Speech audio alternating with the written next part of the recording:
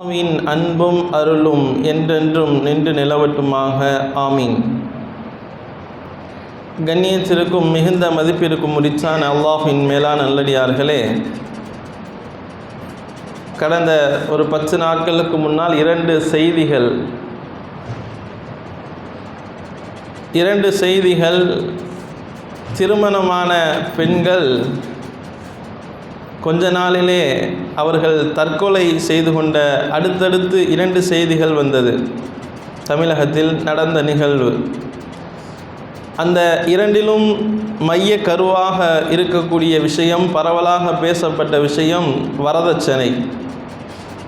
வரதட்சணை என்பது மையப்படுத்தி 2 பெண்கள் திருமணமாகி கொஞ்ச நாட்களிலே அதனுடைய கொடுமை தாக்கத்தின் காரணமாக அவர்கள் தற்கொலை செய்து கொண்டதாக தமிழகத்தில் நடந்த தற்போதைய நிகழ்வாக பரவலாக பேசப்பட்ட நிகழ்வுகளில் அதுவும் ஒரு நிகழ்வாக இடம்பெற்றிருக்கிறது. அதனால் இந்த ஜும்மாவில் அது குறித்த சிறிய சிந்தனைகள். ஏனென்று சொன்னால், நாம் வாழ்கின்ற தமிழகத்தை பொறுத்தவரை எல்லா மக்களிடத்திலும் மதம் கடந்து எல்லா சமூகத்துக்குள்ளேயும் ஊடுருவி போயிருக்கின்ற, இன்றும் அதனுடைய பாதிப்புகளை விளங்காமல் இன்னும் பரவலாக எல்லா சமுதாயத்திலையும் ஊடுருவி போயிருக்கின்ற ஒரு விஷயம் இந்த வரதட்சணை அப்படிங்கிற ஒரு விஷயம். அதன் மூலமாக அவ்வப்போது இடையிடையே இது போன்ற நிகழ்வுகள் நமக்கு முன்னால் நடக்கிறது. பெண்களுடைய கொலை, தற்கொலை இவைகளெல்லாம் கண்ணுக்கு முன்னால் நடக்கிறது.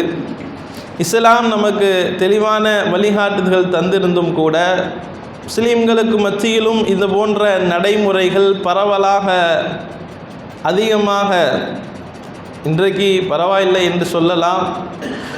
ஆனாலும் இன்றும் எல்லா சமூகத்து மக்களிடத்திலையும் இந்த வரதட்சணை அப்படிங்கிற ஒரு பண்பாடு, பழக்க வழக்கம் அப்படிங்கிறது இருந்து கொண்டு தான் இருக்கிறது. அது இல்லை என்று யாரும் மறுக்க முடியாது. ஏதாவது ஒரு வகையில், ஏதாவது ஒரு பேரில், ஏதாவது பேர்களில் பல பேராக இருக்கலாம். ஆக மொத்தத்தில் பெண்ணுடைய வீட்டிலிருந்து வாங்கப்படுகின்ற அந்த பொருளாதாரம், காசு, பணம் எதுவாக இருந்தாலும் அது எல்லாமே இந்த வரதட்சணை அப்படிங்கிற வார்த்தைக்குள்ளாகத்தான் வரும்.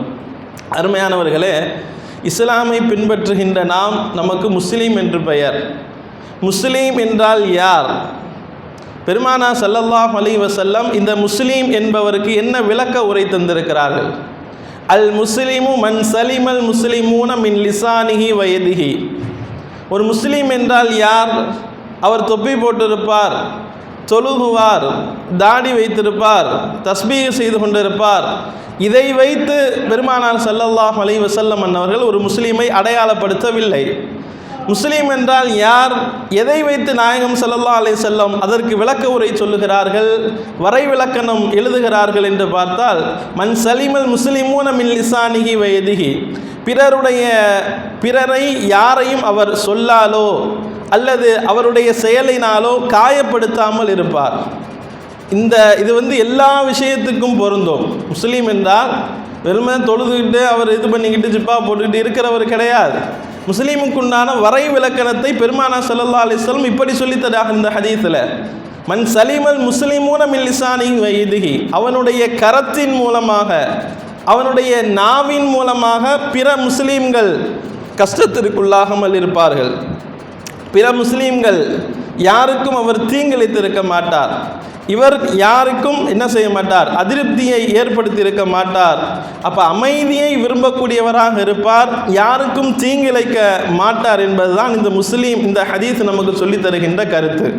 அப்போ முஸ்லீமுக்குண்டான வரை விளக்கணம் இதுதான்.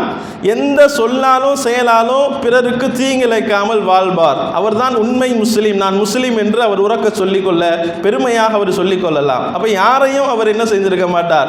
தீங்குக்குள்ளா எந்த வகையிலையும் தீங்கு இழைத்திருக்க அவர் என்ன செய்ய மாட்டார் என்பது இந்த ஹதீஸ் நமக்கு சொல்லித் தருகிற சான்று. அருமை நாயகம் ஸல்லல்லாஹு அலைஹி வஸல்லம் அவர்களும் இந்த இலக்கணத்திற்கு உட்பட்டு தான் வாழ்ந்து காட்டினார்கள். சமூகத்துக்கு மத்தியில் இந்த இலக்கணம், அவங்களுடைய எல்லா செயல்களிலும் இது சாரம்சமாக இருந்தது. எந்த விதத்திலும் பிறருக்கு தீங்கிழைக்கவில்லை.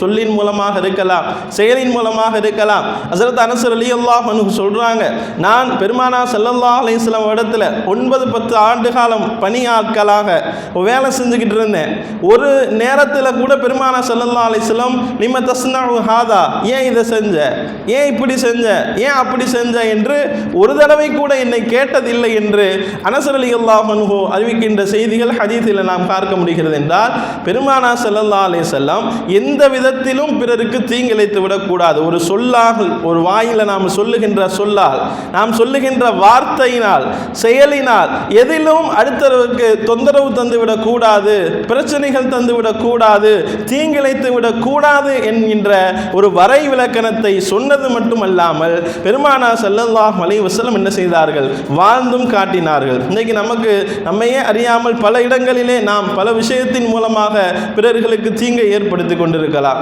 பிறருடைய மனதை கஷ்டப்படுத்தி கொண்டிருக்கலாம், காயப்படுத்தி கொண்டிருக்கலாம். அந்த வரிசையில் ஒன்றுதான் எது, இந்த வரதட்சணை அப்படிங்கிற ஒன்றும் வருகிறது. வரதட்சணை என்பதும் அதே வரிசையில் தான் வருகிறது. இதையிலும் நாம் என்ன செய்கிறோம், ஒருவருடைய ஒரு குடும்பத்தாருடைய மனதை வேதனைப்படுத்துகிறோம். தேவையில்லாமல் ஒரு ஆணினுடைய, ஒரு கணவனுடைய, ஒரு மனைவியினுடைய, ஒரு பெண்ணினுடைய அவர்களுடைய மனதை சங்கடப்படுத்துகின்ற, காயப்படுத்துகின்ற பணி என்ன செய்கிறது, இந்த செயலின் மூலமாக வெளிப்படுத்தி கொண்டிருக்கிறது என்பதை நாம் உணர்வதற்கு கடமைப்பட்டிருக்கிறோம். அருமையானவர்களே, ஒரு காலத்தில் பெண்கள் ஒரு அற்பமாக பார்க்கப்பட்டார்கள் தான். பெண்கள் அப்படின்னு சொன்னால் எந்த அளவுக்கு மட்டமாக பார்க்க முடியுமோ அந்த அளவுக்கு பார்த்தார்கள்.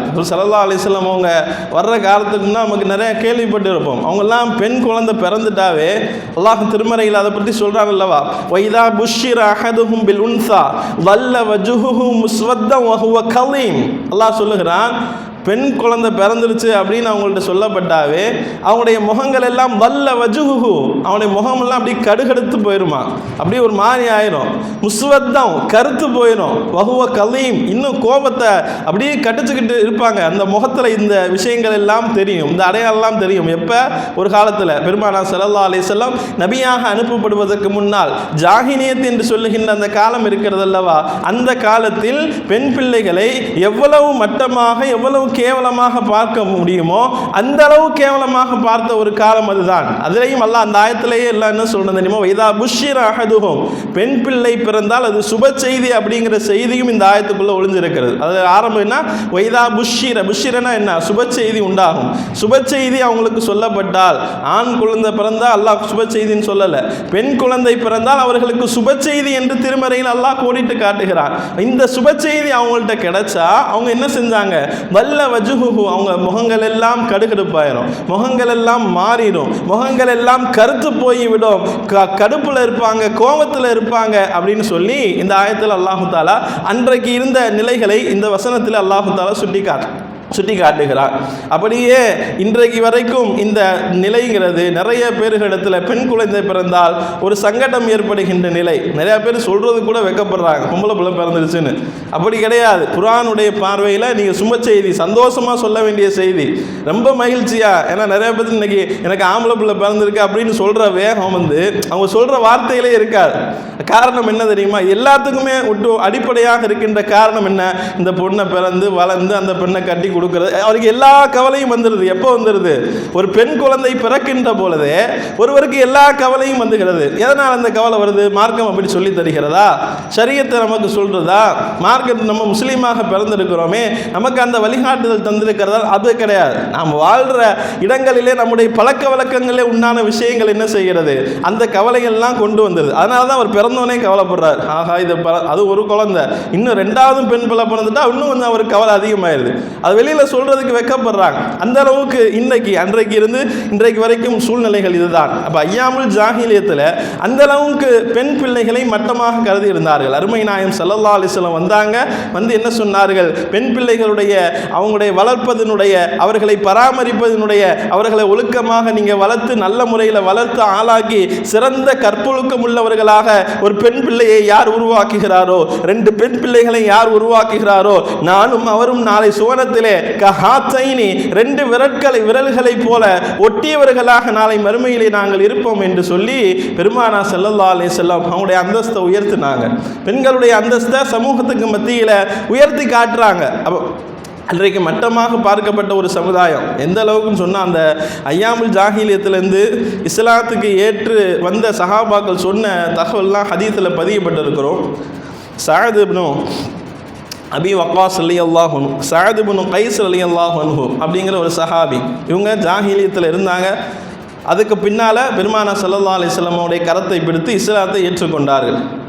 இஸ்லாத்தை ஏற்றுக்கிட்டு பெருமானார் ஸல்லல்லாஹு அலைஹி வஸல்லம் இடத்துல சொல்கிறாங்க. என்ன சொல்கிறாங்கன்னா, அவங்க அந்த ஜாஹிலியத்தில் இருந்த ஒரு பண்பாட்டை பழக்கத்தை சொல்லிக்கிட்டு இருக்கிறாங்க. யா ரசூலல்லாஹ், எனக்கு ஒரு குழந்தை இருந்தது, எல்லாத்துக்கும் பிறக்கிற மாதிரி எனக்கு ஒரு குழந்தை பிறந்தது. எனக்கு ஒரு அழகான பெண் குழந்தை பிறந்தது. அது பார்ப்பதற்கு அவ்வளவு அழகாக இருக்கும். அதை நான் இப்படியெல்லாம் கொஞ்சுவேன். ஒரு குழந்தையும் ஒவ்வொரு மாதிரி நம்ம கொஞ்சுறோம்ல, அது மாதிரி அவங்க சொல்லிக்கிட்டு வராங்க.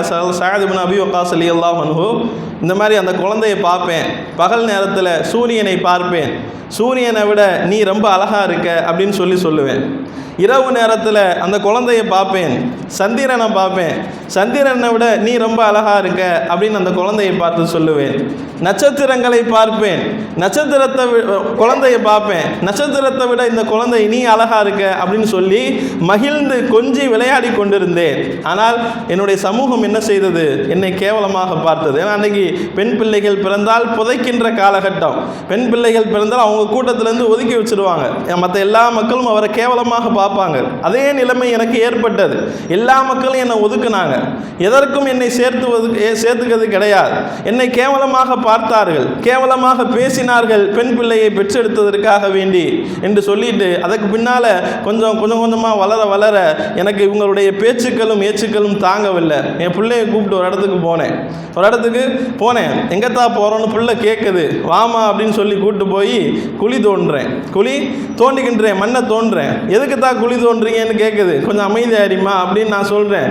குழி தோண்ட அந்த பிள்ளை புரிந்து கொண்டது. அந்த பிள்ளையை குழிக்குள்ளே போய் நிற்க சொல்கிறேன். எதுக்கு தான் நிற்க சொல்கிறீங்கன்னு கேட்குது. கொஞ்சம் எரியுமா, கடைசியில் உனக்கு தெரியும் அப்படின்னு சொல்கிறேன்.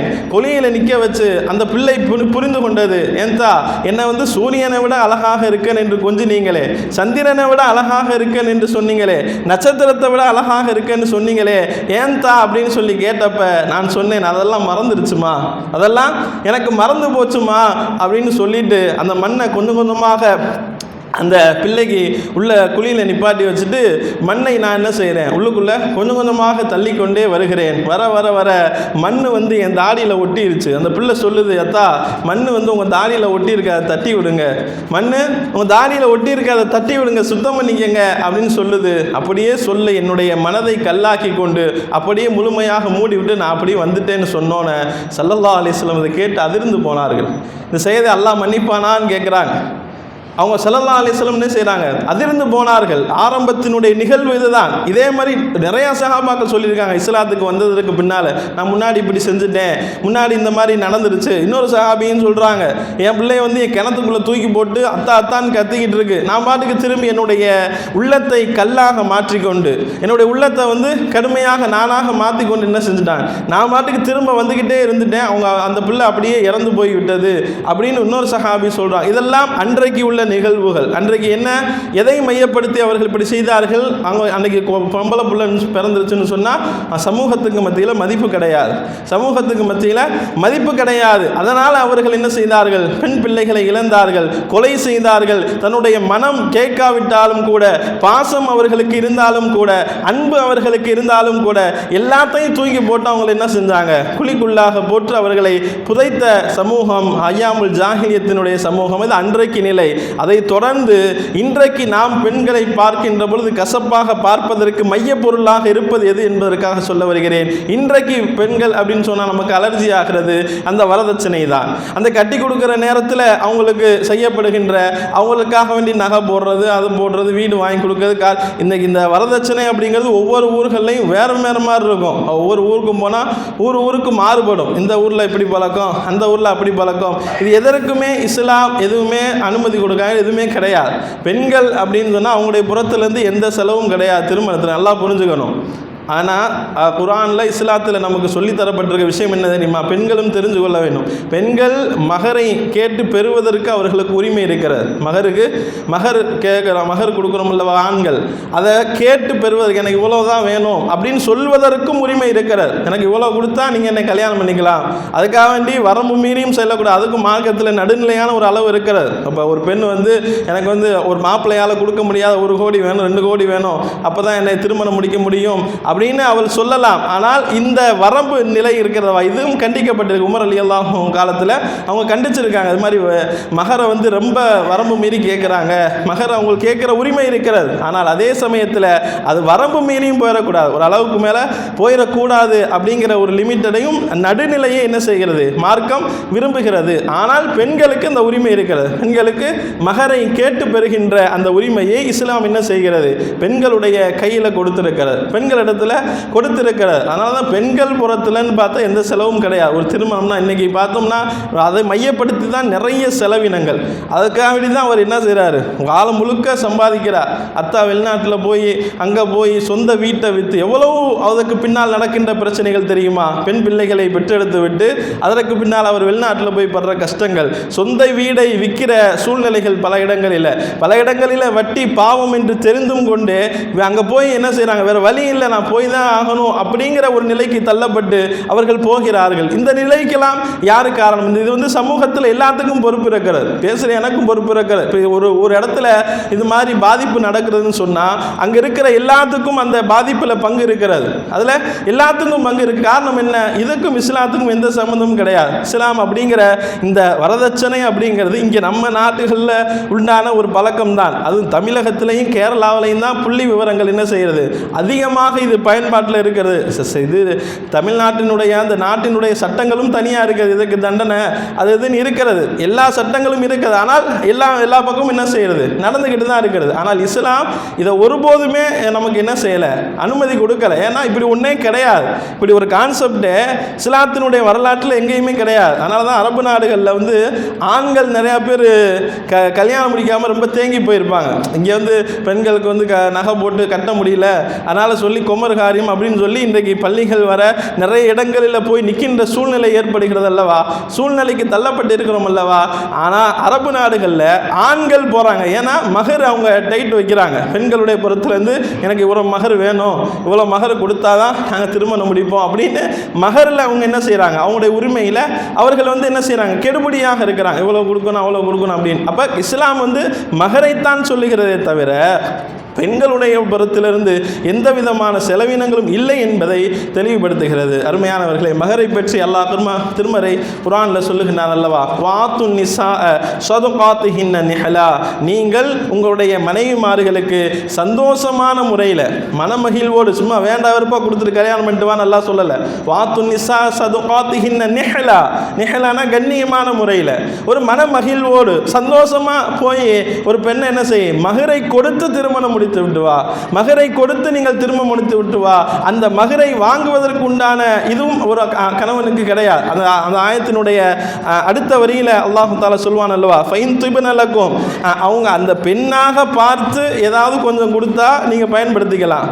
பெண்ணாக இப்போ ஏதாவது ஒரு சூழ்நிலை, இப்போ மகர் கொடுத்துருக்குறோன்னு வைங்க, நம்ம கணவன் மனைவியாக வாழ்ந்துக்கிட்டு இருக்கிறோம், ஏதோ ஒரு சூழ்நிலையில் இவருக்கு பணம் தேவைப்படுது, அந்த மனைவியாக கொடுத்தாதான், நம்ம போட்டு வலுக்கட்டாமல் அதை பிடுங்குவதற்கு உண்டான அனுமதி கிடையாது மார்க்கத்தில். மகரை கொடுத்துப்பட்டு அதை நம்முடைய தேவைக்கு வர்றப்ப கண்டிஷன் பண்ணி நீ எனக்கு கொடுத்தே ஆகணும் அப்படின்னு பிடுங்க முடியாது. அந்த பெண்ணாக கொடுத்தா என்றால் நீங்கள் தாராளமாக எடுத்து அதை பயன்படுத்திக்கலாமே தவிர, மகரை கொடுத்து விட்டு அதை வலுக்கட்டாயமாக பிடுங்குவதற்கு, வலுக்கட்டாயமாக அதை வாங்குவதற்கு உங்களுக்கு அனுமதி இல்லை என்று இந்த வசனம் நமக்கு அழகான தெளிவான வழிகாட்டுதலை சொல்லி தந்திருக்கிறது. அதனால தான் பெருமானார் ஸல்லல்லாஹு அலைஹி வஸல்லம் என்ன சொன்னாங்க, வாலிபர்களுக்கு என்ன சொன்னார்கள், யா மஅஷர ஷபாப், வாலிபர்களே, மனிஸ்ததா மின்குமுல் பாஅத ஃபல்யதஸவ்வஜ், உங்களுக்கு மகர் கொடுப்பதற்கு சக்தி இருந்தால் திருமணம் முடிங்க. உங்களுக்கு முதல்ல மகர் கொடுக்க சக்தி இருக்கணும். மகரினுடைய முக்கியத்துவத்தை பற்றி நம்ம நிறைய செய்திகள் சொல்லலாம். ஒரு 2 ஹதீஸ் நான் சொல்கிறேன். பெருமானார் ஸல்லல்லாஹு அலைஹி வஸல்லம் அவங்களுடைய சபை, ஒரு பெண்மணி வர்றாங்க, யார ரசூலுல்லாஹ் உங்களை நான் திருமணம் முடிச்சுக்கணும் அப்படின்னு ஆசைப்பட்றேன்னு சொல்லி ரசூலுல்லாஹ்ட்ட கேட்குறாங்க. ரசூலுல்லாஹ்வுக்கு நான் உங்களை திருமணம் முடிச்சுக்கணும்னு ஆசைப்பட்றேன்னு கேட்டப்ப ஸல்லல்லாஹு அலைஹி வஸல்லம் அமைதியாக இருக்கிறாங்க, பதில் சொல்லலை. ஏன்னா பெருமானார் ஸல்லல்லாஹு அலைஹி வஸல்லம் அவர்கள் செய்த திருமணங்கள் எல்லாமே வஹீயினுடைய அல்லாஹ்வினுடைய உத்தரவு வந்த பின்னால் நடந்தது தான். அல்லாஹ்வுடைய உத்தரவு இல்லாமல் எதுவுமே ஸல்லல்லாஹு அலைஹி வஸல்லம் அவங்க செய்யலை. அப்போ அல்லாஹ்வுடைய உத்தரவு வரணும், அதற்கு பெருமானார் ஸல்லல்லாஹு அலைஹி வஸல்லம் அமைதியாக இருந்தாங்க, பதில் சொல்லலை. அந்த சபையில் இருந்த ஒரு சஹாபி எந்திரிச்சு, யார ரசூலல்லாஹ் நான் அந்த பெண்ணை வந்து திருமணம் முடிச்சுக்கிறேன் அப்படின்னு சொல்லி கேட்குறான். கேட்ட உடனே ஸல்லல்லாஹு அலைஹி அலைஹிஸ்ஸலாம் முதல் கேட்ட கேள்வி, நீங்கள் அந்த பெண்ணுக்கு மகராக கொடுப்பதற்கு என்ன வச்சுருக்கீங்க? முதல்ல அதைத்தான் கேட்டாங்க. திருமணம் முடிச்சுக்கிறேன்னு சொன்னோன்னே முதல்ல பெருமானார் ஸல்லல்லாஹு அலைஹி வஸல்லம் கேட்டது என்ன? நீங்கள் மகரா கொடுக்க என்ன வச்சுருக்கீங்க? யார சூழல் நான் போட்டிருக்க ட்ரெஸ்ஸை தவிர ஆடையை தவிர ஒன்றும் இல்லை யார சூழலாங்கிறார். போய் உங்களை ஏதாவது ஒரு இரும்பு துண்டு எது கிடைச்சாலும் எடுத்துகிட்டு வாங்கன்னு சொல்லி அனுப்பி விட்றாங்க. அவர் போகிறாரு. போய் இந்த ஹதீஸ் அறிவிக்கக்கூடிய சஹாபி சொல்லுவாங்க, அந்த ஆடை அணிஞ்சிருந்தார், ட்ரெஸ்ஸு போட்டிருந்தார்ல, அந்த ஆடை கூட அவருக்கு முழுமையான ஆடை கிடையாது, முழுமையாக உடலை மறைக்கின்ற ஆடை இல்லை, ஒரு அறகுறையான ஒரு ஆடையில் தான் இருக்காது.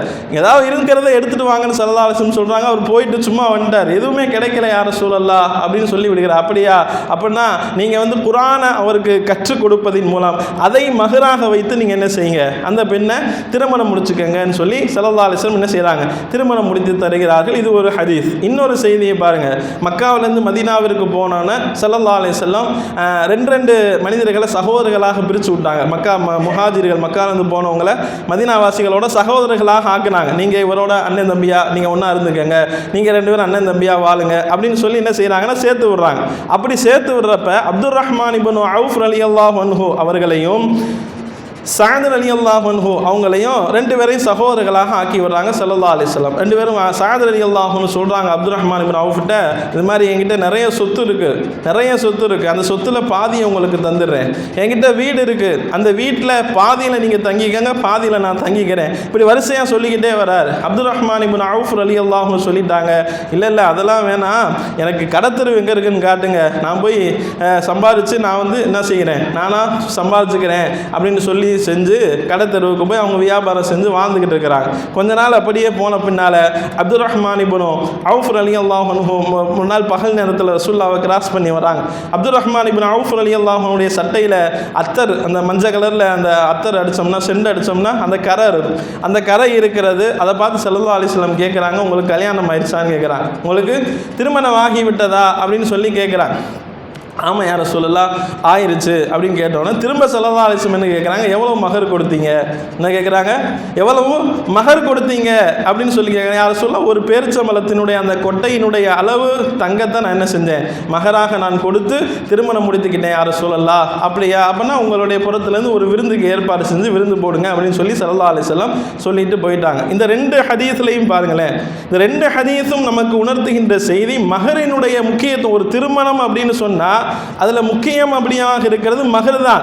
மகர் ஒரு கணவன் பெண்ணுக்கு கொடுக்க வேண்டிய தொகை. இதைத்தான் மார்க்கம் வலியுறுத்துகிறே தவிர பெண்ணுடைய வீட்டாரிடத்திலிருந்து அவர்களிடத்திலிருந்து எந்த செலவுகளும் எந்த செலவினங்களும் எந்த பொருளாதாரம் வாங்குவது குறித்தோம் அது சம்பந்தமான எந்த விஷயங்களுமே கிடையாது. அப்படி இன்னும் சொல்ல போனால் அந்த வரதட்சணை அப்படிங்கிற அந்த வார்த்தைக்கு அரபியில் ஒன்றுமே கிடையாது. ஏன்னா இது அப்போ ஜாகிலியத்திலிருந்து அந்த காலத்திலேருந்து இந்த பழக்கமே கிடையாது. இது இப்போ இங்கே நமக்காக வேண்டி ஏற்படுத்தப்பட்டது. ஆனால் ஆகையால் இவைகள் எல்லாம் ஷரியத்து கிடையாது. நல்லா புரிஞ்சுக்கணும், எது ஷரியத்து, எது இபாதத்து, எது உலகத்தினுடைய ஆதத்து என்பதை நாம் என்ன செய்யணும், புரிந்து கொள்ள வேண்டும். அதனால் இஸ்லாம் வலியுறுத்துவதெல்லாம் என்ன, மகரை கொடுங்க. அதனால தான் நான் மேலே சொன்னேன்ல ஹதீஸ், மனிஸ்ததா மின்குமுல் பாஅத்த ஃபல்யதஸவ்வஜ். ஹதீஸில் ஸல்லல்லாஹு அலைஹி வஸல்லம் சொல்கிறாங்க, பாஅத் உங்களுக்கு மகர் கொடுக்க சக்தி இருந்தால் என்ன செய்யுங்க, நீங்கள் திருமணம் முடிச்சுக்கங்க. ஏன்னா ஃபைன்னஹு அகது லில் பஸர், அது உங்களுடைய பார்வைகளை தாழ்த்தும், வஹ்ஸனுல் ஃபர்ஜ் உங்களுடைய கற்பை பாதுகாக்கும் அப்படின்னு சொல்லிட்டு தொடர்ந்து அந்த ஹதீஸில் சொல்கிறாங்க, வமல்லம் யஸ்ததி, உங்களால் மகர் கொடுக்க முடியலையா ஃபஸைல்லிஹு ஸௌமஹு, நீங்கள் என்ன செய்யுங்க, நோன்பு வச்சுட்டு போயிருங்க. மகர் கொடுக்க முடியலையா நோன்பு வச்சுட்டு நீங்கள் அமைதியாக இருந்துருங்க அப்படின்னு சொல்லி பெருமானார் ஸல்லல்லாஹு அலைஹி வஸல்லம் வாலிபர்களை அழைத்து கட்டளை இடுகிறார்கள் என்று சொன்னால் சமூகத்தில் எதிர் வருகின்ற வாலிபர்கள் கவனத்தில் கொள்ள வேண்டும். இஸ்லாம் காட்டி தருகின்ற வழிமுறைகள் எல்லாம் ஒரு பெண்ணை அவரிடத்திலிருந்து மகரை நீங்கள் கொடுத்து, நீங்கள் சம்பாதித்து, நீங்கள் மகரை கொடுத்து அவர்களை திருமணம் முடிக்க வேண்டும். மனக்கொடை நீங்கள் தான் கொடுக்க வேண்டுமே தவிர பெண்கள் எதையும் கொடுப்பதற்கு, எதுவும் அவரிடத்தில் வாங்குவதற்கு இஸ்லாம் ஒருபோதும் அனுமதிக்கவில்லை. அதை எந்த வகையிலும் இஸ்லாம் என்ன செய்யலை, ஆதரிக்கலை. அப்படிங்கிறத என்ன செய்யணும், நன்கு புரிந்து கொள்ள வேண்டும். எல்லாம் அல்ல அல்லாஹ் ரப்பல் ஆலமீன் நாம் வாழ்கின்ற காலத்தில் இஸ்லாத்தை சரியான முறையில் புரிந்து கொண்டு நமக்கு எது இஸ்லாத்தில் நம்ம சொல்லப்பட்டிருக்கோ அதுக்கு நாம் முக்கியத்துவம் கொடுக்க வேண்டும். எதுவுமே முக்கியமில்லாத விஷயத்தில் வந்துக்கிட்டு நாம் பேசிக்கிட்டு இருக்கிறத விட நமக்கு எதை நீங்கள் செய்யுங்க, நீங்கள் எதை செய்யாதீங்கன்னு தெளிவாக குர்ஆனில் வழிகாட்டுதல் சொல்லப்பட்டிருக்கிறதோ அந்த வழிகாட்டுதலின்படி நாம் அமல் செய்ய வேண்டும், பின்பற்ற வேண்டும். அப்படி பின்பற்றி வாழ்ந்தால் அல்லாஹுடைய பொருத்தம் இவ்வுலகத்திலும் மறு உலகத்திலும் கிடைக்கும் என்பதை நாம் ஞாபகத்தில் வைத்துக்கொள்ள வேண்டும். எல்லாத்துக்கும் ஒரே விஷயம் தான், ரசூலுல்லாஹ் நமக்கு இது சொல்லி தந்திருக்கிறாங்க, வழிகாட்டி தந்திருக்கிறாங்க. நான் என்னுடைய செயலின் மூலமாக, நான் ஆரம்பத்தில் சொன்ன ஒரு விஷயம், ஒரு முஸ்லீம்ங்கிறதுக்கு இலக்கணம் அவர் யாரையும் பிறரை காயப்படுத்தி விடக்கூடாது, அது சொல்லாலும் செயலாலும். இதுதான் முஸ்லீமுக்கு அடிப்படை இலக்கணம். இது எல்லா விஷயத்துக்குள்ளாகவும் வரும். இந்த ஒன்றை நீங்கள் உள்ளத்தில் ஞாபகம் வச்சுக்கோங்க. என்னுடைய செயலின் மூலமாக, என்னுடைய சொல்லின் மூலமாக நான் யாரையும் எந்த விதத்திலும் காயப்படுத்த மாட்டேன், அவருடைய உள்ளத்தால் என்னுடைய செயலால் யாரையும் காயப்படுத்த மாட்டேன் என்கின்ற விஷயத்தை உள்ளத்தில் ஏந்தி கொண்டு இஸ்லாம் காட்டித் தருகின்ற வழியின்படி வாழக்கூடிய நல்ல நசீபை எல்லாம் அல்லாஹ் நம் அனைவருக்கும் தந்தல் புரிவானாக. வாஹிரு தஅவானா அல்ஹம்துலில்லாஹி ரப்பில் ஆலமீன். கண்ணியமிக்கவர்களே, இன்ஷா அல்லாஹ் நாளை நமது மதார் அல் மதரசத்துன் நூர் பெண்கள் நிஸ்வான் மதரசாவில் நாளை மதியம் 3:30 மணி முதல் 6 மணி வரை பெண்களுக்கான சிறப்பு பயான் நிகழ்ச்சி நடைபெற இருக்கிறது. அதனால் தாய்மார்கள் அனைவரும் கலந்து பயனடையுமாறு அன்போடு கேட்டுக்கொள்ளப்படுகிறோம். அதே போன்று ஒரு பெண்மணி மருத்துவ உதவிக்காக வேண்டி நம்மை நாடி வந்திருக்கிறார்கள். இன்ஷா அல்லாஹ் தாராளமான முறையில் வாய்ப்புள்ளவர்கள் அவர்களுக்கு உதவி செய்யுமாறும் கேட்டுக்கொள்கின்றோம். சுன்னத் தொழாதவர்கள் சுன்னத் தொழுது கொள்ளுங்கள்.